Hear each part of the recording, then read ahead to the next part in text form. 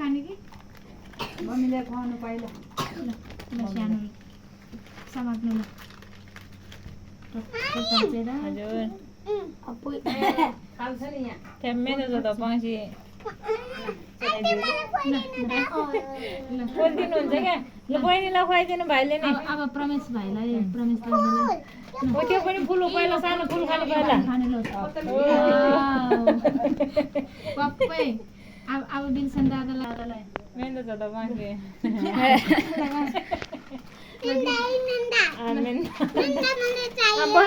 दिदीहरूलाई दिने ल अन्जु ल बहिनीको तर्फबाट ल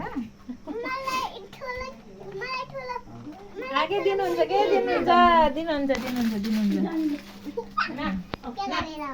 केक खानलाई लु अब चाहिँ ह्याप्पी भाइ लगाइदियो ल अब केक प्रमेश देऊ त त्यो एकल देऊ त